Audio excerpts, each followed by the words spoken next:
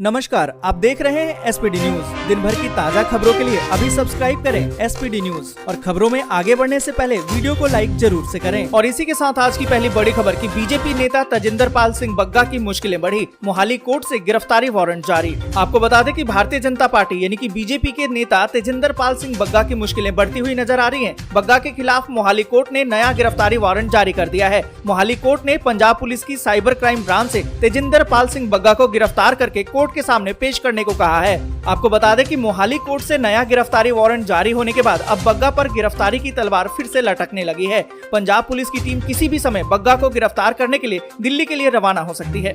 और इसी के साथ अगली बड़ी खबर कि उदयपुर में चिंतन शिविर के बाद राष्ट्रपति चुनाव की रणनीति बनाएगी कांग्रेस। आपको बता दें कि देश के राष्ट्रपति पद के लिए होने वाले चुनाव जुलाई में हो सकते हैं। राष्ट्रपति चुनाव को लेकर सत्ताधारी से लेकर विपक्षी दल तक सभी अपनी रणनीति बना रहे हैं। वहीं देश की सबसे पुरानी पार्टी कांग्रेस अगले हफ्ते उदयपुर में होने वाले चिंतन शिविर के बाद से ही राष्ट्रपति चुनाव पर कोई फैसला लेगी। हालांकि कांग्रेस के पास एनडीए प्रत्याशी को मात देने के लिए पर्याप्त वोट नहीं है। ऐसे में सबकी नजरें संयुक्त विपक्षी उम्मीदवार पर टिकी हैं। और इसी के साथ अगली बड़ी खबर की तेलंगाना में राहुल गांधी का आक्रामक रुख, न आज न कल न कभी, टीआरएस से कोई समझौता नहीं। आपको बता दें कि कांग्रेस नेता राहुल गांधी 2 दिवसीय तेलंगाना के दौरे पर हैं। वहां उनके भाषणों में आक्रामक रुख देखने को मिला है। कांग्रेस नेताओं को संबोधित करते हुए कहा कि उन्होंने तेलंगाना के सपने के बारे में बोला था। जब तेलंगाना बना तब इस प्रदेश का एक सपना था और उस सपने को केसीआर ने, एक व्यक्ति ने नष्ट कर दिया, तोड़ दिया है। उन्होंने अपनी बातों को दोहराते हुए कहा कि कल भाषण में मैंने कहा कि जिसने तेलंगाना को धोखा दिया है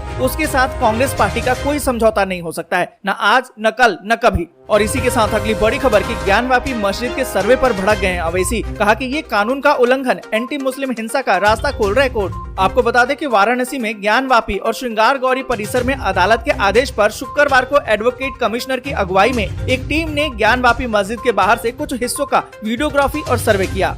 और आपको बता दें कि अब इस मामले पर एआईएमआईएफ के चीफ असादुद्दीन अवैसी ने कहा है कि ज्ञानवापी मस्जिद का सर्वे कानून का उल्लंघन है। असादुद्दीन अवैसी ने कहा कि काशी की ज्ञानवापी मस्जिद का सर्वेक्षण करने का ऑर्डर 1991 के पूजा स्थल अधिनियम का खुला उल्लंघन है। उन्होंने आगे कहा कि अयोध्या फैसले में सुप्रीम कोर्ट ने कहा था कि ये अधिनियम भारत की धर्मनिरपेक्ष विशेषताओं की रक्षा करता है, जो कि संविधान की बुनियादी विशेषताओं में से एक है।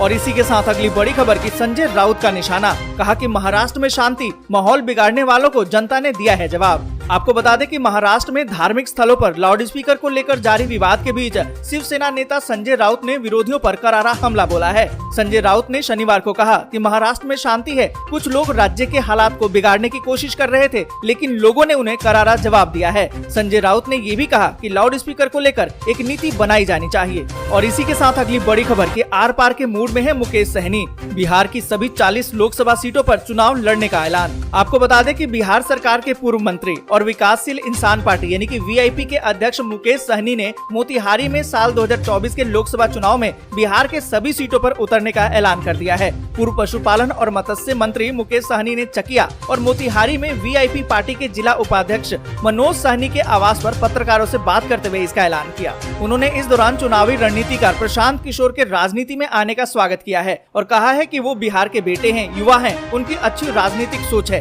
इसलिए उनका स्वागत होना चाहिए। और इसी के साथ अगली बड़ी खबर की लोकसभा चुनाव के लिए मुलायम ने सपा को दिया नया मंत्र। आपको बता दें कि उत्तर प्रदेश में हुए हालिया विधानसभा चुनाव के बाद यूपी की सियासत में एक बार फिर से सरगर्मियां शुरू हो गई है। 24 में होने वाले लोकसभा चुनाव की तैयारियों के लिए अभी से ही यूपी में बीजेपी और समाजवादी पार्टी जुट गई है।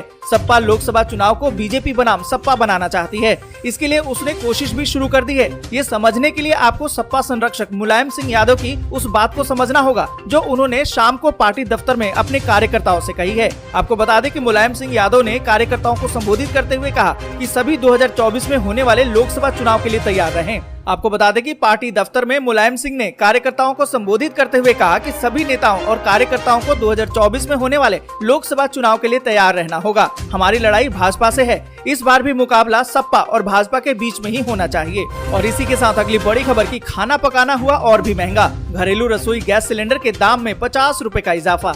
आपको बता दें कि आम आदमी के लिए खाना पकाना और महंगा हो गया है। कमर्शियल एलपीजी के बाद अब डोमेस्टिक यानी कि घरेलू एलपीजी सिलेंडर के दाम में इजाफा कर दिया गया है। शनिवार को ही 14.2 किलोग्राम के घरेलू एलपीजी सिलेंडर के दाम में 50 रुपए की वृद्धि कर दी गई है और ये वृद्धि 7 मई यानी कि बीते शनिवार से ही लागू भी हो गई है। अब राजधानी दिल्ली में 14.2 किलोग्राम के घरेलू रसोई गैस सिलेंडर की कीमत 999 रुपए 50 पैसे प्रति सिलेंडर हो। और इसी के साथ अगली बड़ी खबर की केंद्रीय कर्मचारियों और पेंशन भोगियों को मिल सकती है खुशखबरी, सरकार डीए में फिर कर सकती है इजाफा। आपको बता दें कि केंद्र सरकार एक बार फिर से सरकारी कर्मचारियों का महंगाई भत्ता यानी कि डीए बढ़ा सकती है। आपको बता दें कि सरकार द्वारा डीए बढ़ाए जाने की संभावना बढ़ गई है। सरकार जुलाई में इसकी समीक्षा करेगी। एक रिपोर्ट की माने तो सरकार जुलाई में 3% तक डीए बढ़ा सकती है। गौरतलब है कि बढ़ती महंगाई को देखते हुए हर साल जनवरी और जुलाई में डीए बढ़ाया जाता है। हालांकि अगर महंगाई में इजाफा नहीं हुआ तो इसे नहीं भी बढ़ाया जा सकता है। और इसी के साथ अगली बड़ी खबर कि देश में फिर से कोरोना के मामलों में आया उछाल। बीते 24 घंटे में 3800 से ज्यादा नए मामले, जबकि 22 लोगों की मौत।